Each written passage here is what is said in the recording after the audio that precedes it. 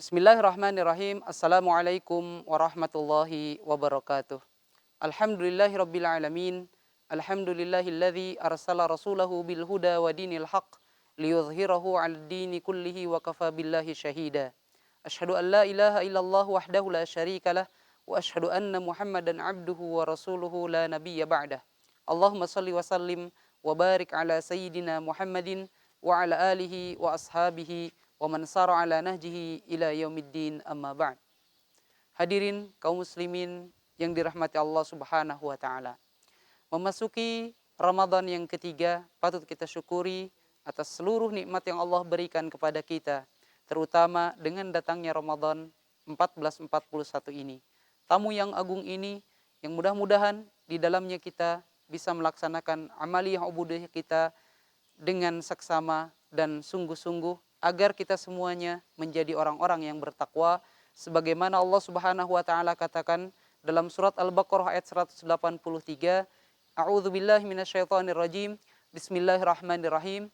Ya ayyuhalladzina amanu kutiba alaikumusiyam kama kutiba alal ladzina min qablikum la'allakum tattaqun.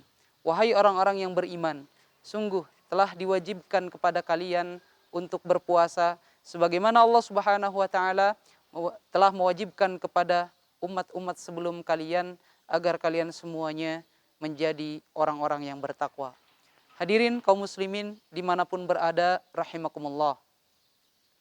Dalam melaksanakan ibadah puasa tentunya tidak serta-merta kita melaksanakan puasa tanpa ada contoh, tanpa ada qudwah hasanah. Tentunya qudwah hasanah kita, contoh kita adalah Rasulullah sallallahu alaihi wasallam. Bagaimana sih Rasulullah sallallahu alaihi wasallam dalam melaksanakan puasa di dalam bulan Ramadan ini? Hadirin kaum muslimin dimanapun berada, rahimakumullah. Rasulullah sallallahu alaihi wasallam tentunya ketika mau memulai puasa ini, Rasulullah sallallahu alaihi wasallam berniat di malam hari. Sebagaimana Rasulullah sallallahu alaihi wasallam katakan dalam sebuah hadis sahih, malam yubayyitis siyam minal laili fala siyamalah. Barang siapa yang tidak melaksanakan niat puasa pada malam harinya, maka dia tidak dikatakan berpuasa atau dia tidak mendapatkan pahala puasa. Oleh karena itu, kedudukan niat, para ulama menyampaikan bahwa niat itu adalah thuluthul ilm, sepertiga ilmu, dan niat adalah thuluthul amal. Niat adalah sepertiga dari perbuatan kita. Oleh karena itu, urgensi niat ini sangat penting bagi kita semuanya. Di malam hari sebelum kita melaksanakan sahur, atau di malam hari setelah kita melaksanakan sholat malam, sholat tarawih, maka kita berusaha untuk berniat melaksanakan puasa di esok harinya. Bisa melaksanakan niat berpuasa untuk sebulan penuh, atau kita berpuasa setiap malam untuk melaksanakan puasa esok hari satu hari kita lakukan di malam hari. Kaum muslimin rahimakumullah, berapa lama kita melaksanakan puasa? Rasulullah sallallahu alaihi wasallam mencontohkan kepada kita semuanya untuk melaksanakan puasa dari mulai terbit fajar hingga terbenam matahari. Allah Subhanahu wa taala menyuruh kepada kita semuanya untuk makan dan minum sebelum terbitnya fajar dan makan dan minum setelah tenggelamnya matahari. Allah Subhanahu wa taala berfirman, A'udzubillahi minasyaitonirrajim. Bismillahirrahmanirrahim. Wa kulu washrabu hatta yatabayyana lakumul khaytul abyadu minal khaytil aswadi minal fajar. Mulai dari terbit fajar sampai terbenam matahari kita melaksanakan puasa. Kemudian ikhwati fillah kaum muslimin rahimakumullah, Rasulullah sallallahu alaihi wasallam sebelum melaksanakan puasa esok harinya, Rasulullah sallallahu alaihi wasallam memberikan anjuran atau mencontohkan kepada kita semuanya untuk melaksanakan ibadah sahur. Setidaknya ada 3 alasan kenapa Rasulullah sallallahu alaihi wasallam menganjurkan kita untuk melaksanakan makan sahur. Yang pertama, Rasulullah SAW pernah menyampaikan bahwa faslun ma baina siyamina wa siyami ahlil kitab akalatus sahur. Kata Rasulullah SAW, yang membedakan antara puasa kita dan puasa ahli kitab adalah menyantap hidangan sahur. Yang kedua, kenapa kita harus makan sahur? Karena sesungguhnya dalam makanan sahur itu terdapat keberkahan. Sebagaimana Rasulullah SAW bersabda, "Tasahharu fa inna fis sahuri barakah." Makanlah oleh kalian makanan sahur, karena sesungguhnya makanan sahur itu terdapat keberkahan dari Allah Subhanahu wa taala. Alasan yang ketiga, kenapa kita harus makan sahur? Karena sungguhnya Allah dan para malaikatnya mendoakan orang-orang yang melaksanakan makan sahur. Sebuah hadis Rasulullah SAW menyampaikan, "As-sahur akalatun barakatun fala tada'uh." Makanan sahur itu adalah makanan yang diberkahi oleh Allah Subhanahu wa taala. Walau ayyajra'a ahadukum jur'atan min ma. Walaupun seseorang hanya meminum seteguk air. Fa innallaha wa malaikatahu yusalluna 'alal mutasahhirin.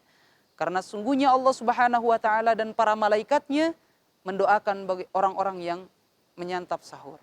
Setelah kita melaksanakan sahur, tentunya ketika azan berkumandang, kita sudah tidak lagi untuk makan dan minum atau melanjutkan makan sahur. Mulai dari situlah kita mulai menahan dari lapar, dahaga, dan seluruh hal-hal yang membatalkan puasa.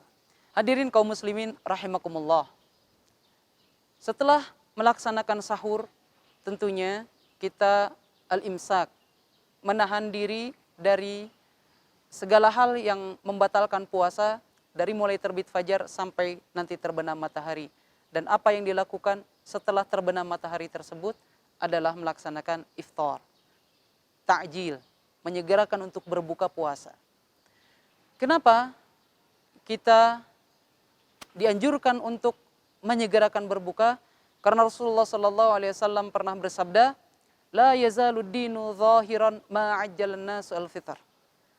Agama ini akan tetap eksis manakala setiap manusia, setiap orang, kaum muslimin itu menyegerakan berbuka puasa. Li'annal yahuda wan nasara yuakhirun. Karena orang-orang Yahudi dan orang-orang Nasrani, mereka mengakhirkan untuk berbuka puasa. Yang kedua, sabda Rasulullah SAW, "La yazalun nasu bi khairin ma ajjalu al-fitr." Setiap manusia akan berada dalam kebaikan apabila mereka senantiasa menyegerakan untuk berbuka puasa. Hadirin kaum muslimin rahimakumullah, apa sih yang Rasulullah SAW makan ketika iftar? Sebuah hadis memberikan gambaran kepada kita bahwa Rasulullah SAW makan rutab. Apa itu rutab? Rutab itu adalah kurma basah. Ya, kurma basah yang dimakan oleh Rasulullah SAW. Karena Nabi SAW yuftiru ala rutubatin qabla ayyusalli. Fa illam yakun rutubat fatamarat. Fa illam yakun tamarat hasan hasawat min ma. Sungguhnya Rasulullah SAW iftar dengan rutab. Ya, kurma yang masih basah atau yang masih mengkal gitu ya. Itu rutab. Kalau tidak ada, maka Rasulullah SAW makan kurma kering, tamarat. Kalau tidak ada, Rasulullah SAW cukup dengan meneguk air. Rasulullah SAW makan rutab atau makan tamar atau meneguk air tersebut, Rasulullah lakukan sebelum melaksanakan sholat maghrib. Dan contoh Rasulullah SAW ketika berbuka puasa, setelah terbenam matahari, Rasulullah SAW diawali dengan doa buka puasa. Apa yang beliau katakan? Beliau mengatakan, "Zahabadz dhama'u wabtallatil uruqu wa thabatal ajru insyaallah." Hadirin kaum muslimin rahimakumullah, apa saja yang patut dan harus dijauhi oleh orang-orang yang berpuasa di Ramadan ini? Tentunya hal-hal yang bisa membatalkan puasa.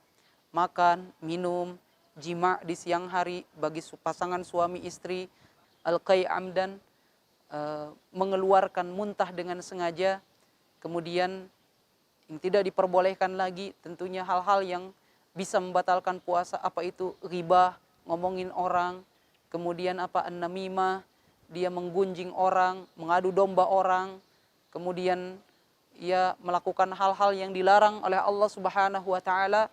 Semua hal-hal tersebut harus dijauhi, karena di hari yang mulia ini Allah Subhanahu wa taala sudah memberikan kemudahan kepada kita atas rahmatnya yang Allah berikan kepada kita untuk melaksanakan kebaikan-kebaikan. Hadirin kaum muslimin rahimakumullah, hal-hal yang akan berpotensi membatalkan puasa kita atau merusak puasa kita harus kita cegah. Insya Allah di bulan Ramadan ini Allah Subhanahu wa taala sudah memberikan kemudahan, memberikan rahmatnya bagi kita semuanya. Ya, sesuai hadis Rasulullah sallallahu alaihi wasallam bahwa bulan Ramadan ini pintu-pintu surga dibuka oleh Allah Subhanahu wa taala dan pintu-pintu neraka ditutup oleh Allah Subhanahu wa taala, dan syaitan sebagai musuh kita yang senantiasa menggoda manusia sudah dibelenggu oleh Allah Subhanahu wa taala. Hadirin kaum muslimin rahimakumullah, sebenarnya di dalam melaksanakan ibadah puasa, hal-hal yang tadi yang tidak diperbolehkan, ada beberapa hal yang diperbolehkan dalam melaksanakan ibadah puasa. Yang pertama adalah bagi suami istri yang sudah melaksanakan hubungan malamnya dan kemudian belum sempat, ya, ketika sahur belum sempat untuk mandi, maka diperbolehkan untuk mandi setelah melaksanakan sahur sebelum melaksanakan ibadah sholat subuh tentunya. Yang kedua as-siwak. Yang kedua sangat dianjurkan sekali oleh Rasulullah sallallahu alaihi wasallam bagi kita semuanya selaku umatnya untuk membersihkan gigi kita, membersihkan mulut kita agar terbebas dari kuman, terbebas dari bakteri yang ada dalam mulut kita. Kemudian yang ketiga adalah al-madmadah wal istinsyaq. Ketika kita berwudu atau selain ketika wudu, kita diperbolehkan untuk berkumur-kumur dan juga kita menarik air, masukkan ke hidung dan kemudian mengeluarkannya. Al-madmadah wal istinsyaq. Kemudian al-mubasyarah wal qublah lis-shaim. Al-mubasyarah ini bagi pasangan suami istri. Bagi pasangan suami istri diperbolehkan untuk bercandaria antara pasangan suami istri dan juga mencium istri. Bagi suami diperbolehkan untuk mencium istrinya, tapi tanpa dengan syahwat. Dan ini para ulama menyampaikan bahwa bagi pasangan yang sudah menua usianya, bagi muda-mudi yang baru melaksanakan akad nikah, tentunya ini agar hati-hati, jangan dilakukan kalau bisa, khawatir akan merusak puasanya. Hal-hal yang diperbolehkan lagi ketika kita berpuasa adalah tahlilud dam. Tahlilud dam adalah mengambil sampel darah untuk diperiksa di laboratorium. Mencicipi makanan bagi para ibu dan bapak yang menyediakan hidangan untuk berbuka puasa. Kemudian al-hijamah yang diperbolehkan juga oleh Rasulullah SAW adalah berbekam. Ya, ketika kita berpuasa diperbolehkan juga untuk berbekam bagi orang-orang yang sakit. Tentunya dengan berbekam ini akan meringankan sakitnya insya Allah. Barangkali itu saja yang bisa kami sampaikan. Bagaimana kita mencontoh Rasulullah SAW dalam melaksanakan ibadah puasa di Ramadan kali ini. Mudah-mudahan bermanfaat. Hadanallahu wa iyyakum ajma'in. Wabillahi taufiq wal hidayah wal inayah. Wal afu minkum. Wassalamualaikum warahmatullahi wabarakatuh.